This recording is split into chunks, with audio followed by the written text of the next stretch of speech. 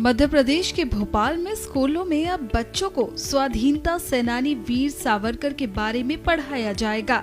इसके लिए स्कूली पाठ्यक्रम में वीर सावरकर के अध्याय को शामिल किया जाएगा।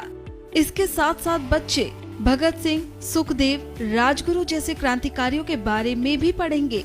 स्कूल शिक्षा मंत्री ने ये बयान दिया। इस पर कांग्रेस की भी प्रतिक्रिया सामने आई है। भोपाल क्षेत्र से कांग्रेस विधायक आरिफ मसूद ने इसे दुर्भाग्यपूर्ण बताया है। वीर सावरकर हमारे उन महान क्रांतिकारियों में से है जिनको एक एक जन्म में दो आजन्म कारावास की सजा हुई है।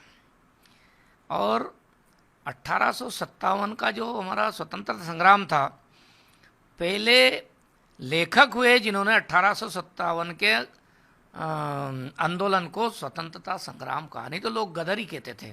इसलिए भारत की आज़ादी में उनका अपूर्णीय योगदान है और इसलिए उनको समाज जीवन में हर जगह पर सम्मान मिलना चाहिए। दुर्भाग्य से इस देश में कांग्रेस की सरकारों ने भारत के महान क्रांतिकारियों को इतिहास के पन्नों में जगह नहीं दी गई। विदेशी आक्रांताकारों को महान लिखा गया, देशभक्तों को महान नहीं लिखा गया। राष्ट्रीय शिक्षा नीति 2020 भारत केंद्रित शिक्षा पर काम कर रही है। यानी अब देश के लिए काम करने वाले देश के हीरो वो बनेंगे, उनका हम बच्चों को पढ़ाने का काम करेंगे और इसलिए कई महापुरुषों की जीवनियाँ हम जो नया सारा सिलेबस बनेगा उस सब में जोड़ेंगे। इसलिए माननीय मुख्यमंत्री जी ने गीता का संदेश का भी कहा है और इसलिए मुख्यमंत्री जी ने परशुराम जी का भी कहा है और इसलिए मुख्यमंत्री जी ने भगत सिंह, सुखदेव, राजगुरु का भी कहा है। ऐसे सारे क्रांतिकारियों को हम पाठ्य पुस्तक में सम्मिलित करेंगे। वीर सावरकर जी भी महान क्रांतिकारी थे और उनका जीवन भी कहीं न कहीं हमारे बच्चों तक पहुंचना चाहिए। इसलिए जो नया सारा सेटअप बन रहा है उस किताबों का, सिलेबस का, उस सब में हमको भी सम्मिलित करने वाले हैं। 2018 में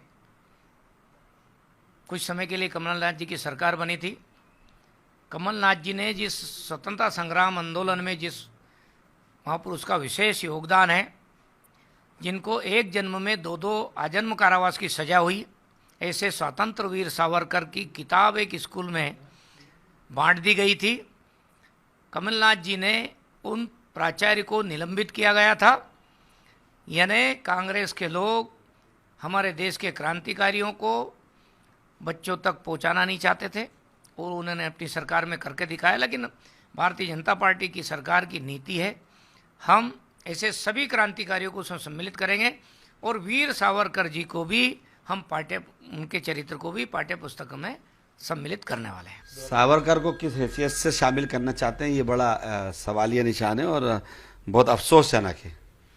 सावरकर की कहीं कोई भी पृष्ठभूमि में हमने जो आज तक पढ़ा, उनके खुद के पत्र पढ़े हैं जिस पे अनेक बार पत्र सोशल मीडिया पे आ चुके हैं जो अंग्रेज़ों से उन्होंने माफ़ी मांगी है। और ऐसे व्यक्ति का इतिहास में जोड़ना ये शर्मनाक है और फ्रीडम फाइटर्स की तौहीन है।